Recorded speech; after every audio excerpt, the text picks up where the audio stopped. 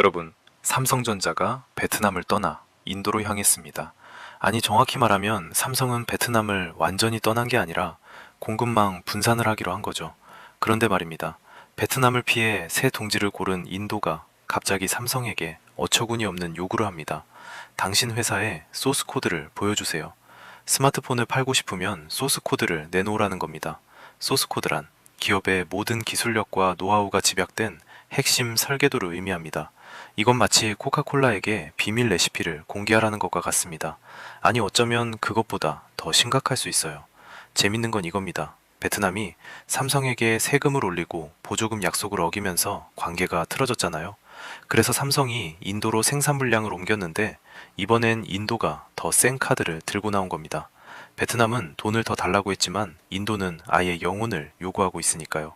결국 글로벌 기업에게 약속의 땅은 존재하지 않는 건지도 모릅니다. 한쪽 문이 닫히면 다른 문이 열린다고들 하는데 열린 문 너머에 더 큰 시련이 기다리고 있을 수도 있다는 걸 삼성의 사례가 보여주고 있습니다.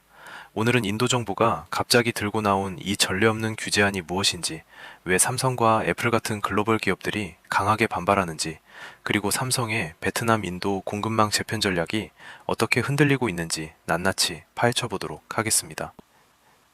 2026년 1월 인도 전자정보기술부, 영어로 메이티라고 부르는 이 정부 부처가 스마트폰 제조사들을 대상으로 새로운 보안 조치안을 내놨습니다.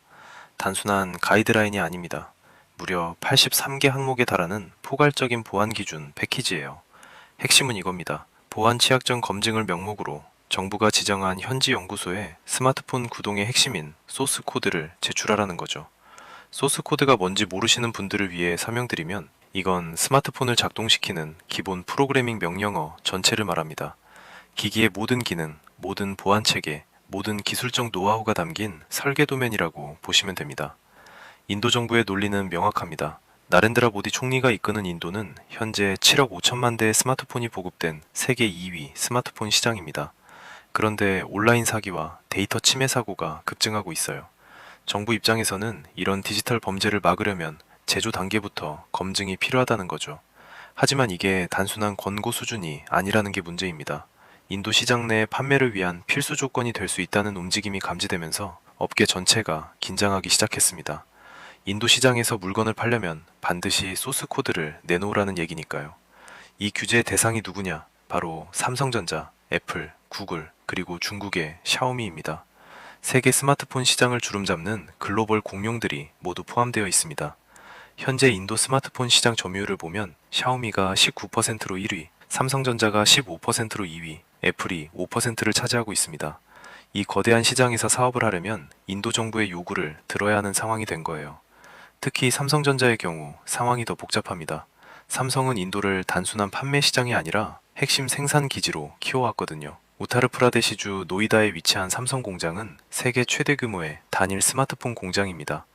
연간 1억 2천만 대를 생산할 수 있는 이 공장에서 삼성 전체 스마트폰 물량의 약 30%가 만들어집니다. 2024 회계연도 기준 삼성의 인도 매출은 1조 루피, 우리 돈으로 약 16조 원이 넘습니다. 제조 공장 2개, 연구개발센터 5개, 디자인센터 1개를 운영하고 있고 R&D 인력만 1만 명에 달해요. 이건 인도 생산직 직원 8천 명보다 많은 숫자입니다. 삼성의 전체 스마트폰용 소프트웨어 개발 과제 중 인도 R&D 센터가 참여하는 비중이 무려 30%에 달합니다. 박종범 삼성전자 서남아 총괄사장은 공식 석상에서 이렇게 말했습니다. 인도는 삼성의 단순한 전략 시장을 넘어 세계 미래를 떠받치는 핵심 기둥이다. 그런 핵심 기둥인 인도가 지금 삼성에게 속을 다 보여달라고 요구하고 있는 겁니다. 소스 코드가 왜 이렇게 중요한 걸까요? 이건 단순한 프로그램 코드가 아닙니다. 기업의 독자적인 기술력과 노하우가 집약된 핵심 지식재산권, 그러니까 IP이자 1급 영업비밀입니다. 스마트폰 제조사들은 소스 코드를 극도로 엄격하게 보호해왔습니다. 대표적인 사례가 애플이에요. 애플은 2014년부터 2016년까지 중국 정부의 소스 코드 제출 요구를 거부했습니다. 미국 수사기관도 애플의 소스 코드를 확보하려다 실패한 바 있어요. 왜 이렇게까지 보호하느냐? 소스 코드가 외부에 유출되면 일어나는 일을 생각해 보세요. 첫째, 경쟁사가 기술을 그대로 복제할 수 있습니다. 삼성이 수년간 연구개발에 투자한 모든 노력이 물거품이 되는 거죠. 둘째, 보안 취약점이 노출됩니다. 해커들이 소스 코드를 분석하면 어디를 공격해야 하는지 정확히 알 수 있게 돼요. 역설적이게도 보안을 강화하려고 요구하는 소스 코드 제출이 오히려 보안 위협을 높일 수 있는 겁니다. 인도 정보기술제조업협회, 줄여서 메이트라고 부르는 이 단체가 삼성, 애플, 구글 등을 대변해서 인도 정부에 제출한 문서에는 이런 내용이 담겨 있습니다. 비밀 유지와 개인정보 보호로 인해 해당 조치는 불가능하다. 불가능하다고 못 박은 겁니다. 그러면서 이렇게 덧붙였어요. 유럽연합, 북미, 호주, 아프리카 주요 국가들은 이런 요구사항을 의무화하지 않는다. 전 세계 어디에도 이런 전례가 없다는 거죠. 문제는 소스 코드만이 아닙니다. 인도 정부가 제시한 83개 보안 기준에는 기술적으로 구현하기 어렵거나 소비자 경험을 심각하게 해칠 수 있는 조항들이 다수 포함되어 있습니다. 먼저 사전 설치된 앱 삭제를 허용하라는 요구가 있습니다. 언뜻 소비자에게 좋아 보일 수 있지만 제조사 입장에서는 핵심 시스템 구성 요소까지 삭제될 수 있어 심각한 문제를 야기할 수 있습니다. 둘째, 백그라운드에서 카메라와 마이크 사용을 강제로 차단하라는 겁니다. 이것도 프라이버시 보호 명목인데 일부 정상적인 앱 기능까지 막힐 수 있어요. 셋째, 12개월간 시스템 로그를 의무 저장하라고 합니다. 업계는 이에 대해 이렇게 반박했습니다. 기기의 1년치 로그 기록을 저장할 충분한 공간이 없다. 스마트폰 저장 공간에는 한계가 있으니까요. 넷째, 상시 악성 코드 검사 시스템을 탑재하라는 요구입니다. 정기적으로 머리어를 자동 검사하라는 건데 업계는 이게 배터리를 상당히 소모한다고 지적합니다. 스마트폰이 계속 검사를 돌리면 배터리가 금방 닳겠죠. 다섯째, 주요 소프트웨어 업데이트나 보안 패치를 배포하기 전에 정부 기관인 국가통신보안센터에 미리 통보하고 테스트를 거치라는 겁니다. 이것에 대해 업계는 강력히 반발합니다. 소프트웨어 업데이트는 신속하게 배포되어야 하므로 정부 승인을 구하는 것은 비현실적이다. 보안 위협이 발견되면 즉각 대응해야 하는데 관료주의적 절차로 패치 배포가 지연되면 그 사이에 해커들이 취약점을 공격할 수 있다는 거예요. 인도 정부의 입장도 들어봐야 합니다. 나렌드라 모디 총리가 이끄는 정부는 디지털 주권과 국가 안보를 명분으로 내세웁니다. 실제로 인도에서는 디지털 범죄가 급증하고 있습니다. 온라인 사기, 데이터 침해 사고가 늘어나면서 7억 5천만 스마트폰 사용자들의 개인정보 보호가 시급한 상황이에요. 인도 정부의 논리는 이렇습니다. 소비자의 개인정보를 보호하고 국가 통신 보안망의 안전성을 확보하려면 제조 단계에서부터 정부가 직접 검증해야 한다는 거죠. 스마트폰에 어떤 코드가 들어가는지 정부가 알아야 악의적인 백도어나 보안 취약점을 사전에 차단할 수 있다는 논리입니다. 크리슈난 인도 정보통신부 차관은 이렇게 말했습니다. 업계에 합당한 우려는 열린 마음으로 검토하겠다. 현 단계에서 지나치게 의미를 부여하는 것은 너무 이르다. 일단은 협의 중이라는 거죠. 하지만 인도 정부는 또 이렇게 말합니다. 국가 사이버 안보는 협상의 대상이 아니다. 강경한 태도를 유지하고 있는 겁니다. 참고로 인도 정부는 이번이 처음이 아닙니다. 2025년 11월에도 자국 내 판매되는 모든 스마트폰에 정부가 개발한 보안 앱을 의무적으로 설치하게 하려다가 야당과 제조사들의 반발로 철회한 바 있어요. 그런데 이번에는 그것보다 훨씬 강도 높은 요구를 들고 나온 겁니다. 글로벌 기업들의 반박 논리는 명확합니다. 세계 주요 국가 중 소스 코드 제출을 의무화한 전례가 없다는 거예요. MAIT가 인도 정부에 제출한 문서에서 밝힌 내용을 보면 미국도, 유럽연합도, 호주도, 아프리카 주요국도 이런 요구를 한 적이 없습니다. 심지어 중국조차도 소스 코드를 받아내지 못했어요. 애플이 2014년부터 2016년까지 중국 정부의 요구를 끝내 거부했으니까요. 업계의 핵심 논리는 두 가지입니다. 첫째, 이건 명백한 기업의 영업비밀 침해입니다. 소스 코드는 기업의 가장 중요한 자산이에요. 이걸 정부에 넘기라는 건 기업 경쟁력을 포기하라는 것과 같습니다. 둘째, 오히려 보안 사고 위험이 높아집니다. 정부 지정 연구소에서 소스 코드를 검증하는 과정에서 유출이 발생하면 어떻게 되겠습니까? 보안을 강화하려다 더 큰 보안 구멍을 만들 수 있다는 거죠. 또한 개인정보 정책과도 충돌합니다. 기업이 수집한 사용자 데이터가 어떻게 처리되는지가 소스 코드에 담겨 있는데 이걸 정부가 들여다보겠다는 건 사용자 프라이버시에 대한 우려도 낮습니다. 메이트는 지난주 인도 정보통신부에 해당 보안기준 추진 방침을 철회해달라고 공식 요청했습니다. 단순히 우려를 표명한 게 아니라 아예 철회하라고 요구한 거예요. 인도 정부의 요구사항들을 실제로 적용하면 어떤 일이 벌어질까요? 하드웨어와 소프트웨어 양쪽에서 심각한 성능 저하가 예상됩니다. 첫째, 배터리 수명 단축입니다. 상시 머루웨어 검사를 돌리면 배터리가 빨리 닳을 수밖에 없어요.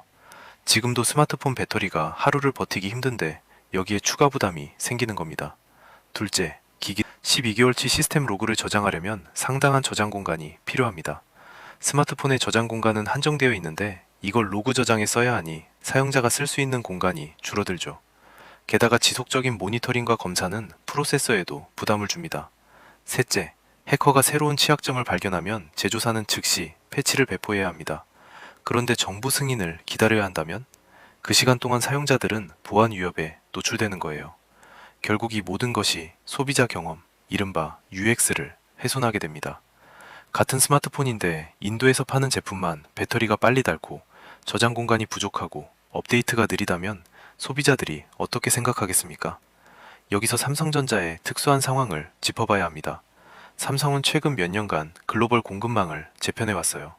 그 핵심이 바로 베트남에서 인도로의 생산 분산이었습니다. 삼성은 한때 전 세계 스마트폰 물량의 60% 이상을 베트남에서 생산했습니다. 북부 박린성과 타이 응우엔성에 있는 공장들이 삼성의 주력 생산기지였죠.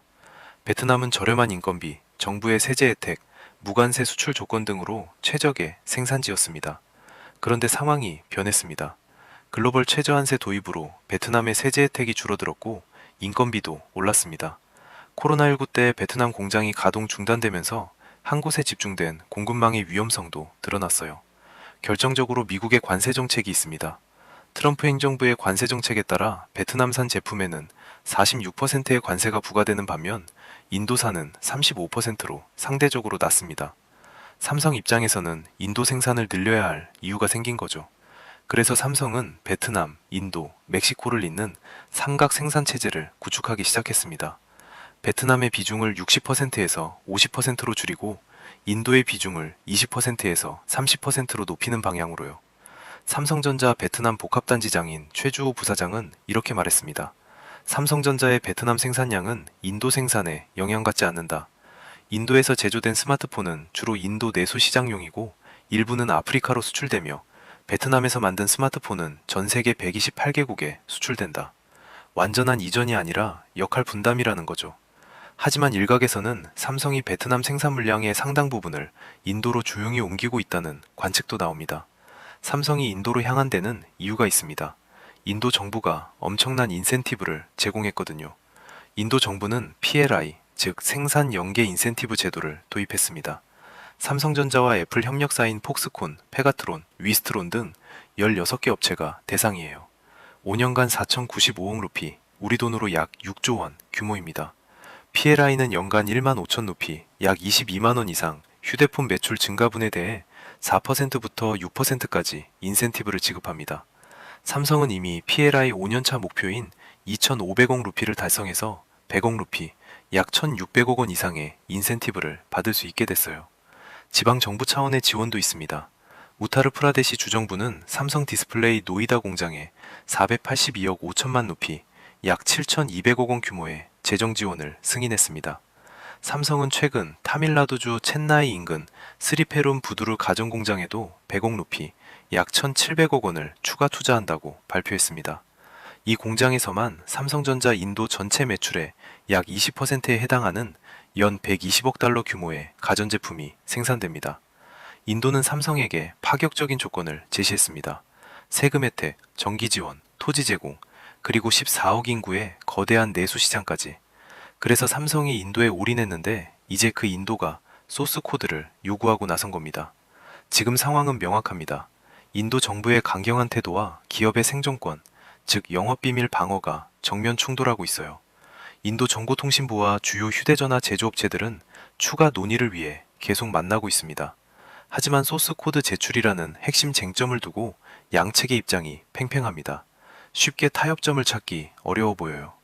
인도 정부 입장에서 이 규제는 아직 법제화 전 단계입니다. 협의 중이라고 하지만 모디 총리가 디지털 주권을 국정 과제로 강하게 밀어붙이고 있어서 후퇴하기도 쉽지 않아 보입니다. 기업들 입장에서는 딜레마입니다. 7억 5천만 대 스마트폰이 보급된 세계 2위 시장을 포기할 수는 없어요. 하지만 소스 코드를 넘기는 건 기업의 미래를 포기하는 것과 같습니다. 삼성전자의 경우 특히 난감합니다. 베트남에서 인도로 생산을 분산하는 전략을 추진해 왔는데 그 인도가 이런 요구를 하니까요. 그렇다고 다시 베트남으로 회귀하자니 베트남도 세금 인상과 보조금 문제로 관계가 틀어진 상태입니다. 결국 글로벌 IT 기업들의 대인도 전략 수정 여부가 앞으로의 관전 포인트입니다. 흥미로운 건 역사가 반복되는 듯한 양상입니다. 베트남은 삼성에게 세금을 더 거두려다가 삼성의 생산 분산을 촉발했습니다. 글로벌 최저한세 도입을 핑계로 세제 혜택을 줄이고 약속한 보조금 지급을 미루면서 기업의 불만을 샀죠. 일부에서는 베트남 경제가 삼성 의존도로 인해 휘청거리고 있다고 말합니다. 물론 이에 대해서는 과장된 측면이 있다는 반론도 있어요. 삼성은 여전히 전 세계 스마트폰 물량의 절반 이상을 베트남에서 생산하고 있고 2025년에는 현지 누적 생산량 20억 대를 돌파했으니까요. 하지만 분명한 건 베트남이 삼성과의 관계에서 손상을 입었다는 점입니다. 삼성 베트남 공장 직원들의 작업 일수가 주 5일에서 주 3일로 줄었다는 보도도 나왔어요. 이제 인도가 베트남보다 더 센 카드를 들고 나왔습니다. 베트남은 돈을 더 달라고 했지만 인도는 기업의 핵심 자산을 요구하고 있으니까요. 인도가 이 요구를 끝까지 밀어붙이면 어떻게 될까요? 삼성과 애플 같은 기업들이 인도 시장을 포기할까요? 아니면 울며 겨자 먹기로 소스 코드를 제출할까요? 아니면 인도가 베트남처럼 뒤늦게 후회하게 될까요? 현재로서는 누구도 답을 알 수 없습니다. 다만 확실한 건 글로벌 기업에게 영원한 약속의 땅은 없다는 것, 그리고 자본은 냉정하게 더 나은 환경을 찾아 움직인다는 것입니다. 삼성이 중국을 떠나 베트남으로 갔고 베트남에서 인도로 분산했는데 인도마저 문제가 생기면 다음은 어디일까요? 앞으로 이 규제 논의가 어떻게 진행되는지, 삼성과 애플이 어떤 대응을 하는지 계속 지켜봐야 할 것 같습니다. 구독과 좋아요, 알림 설정 부탁드립니다. 다음 영상에서 또 만나요.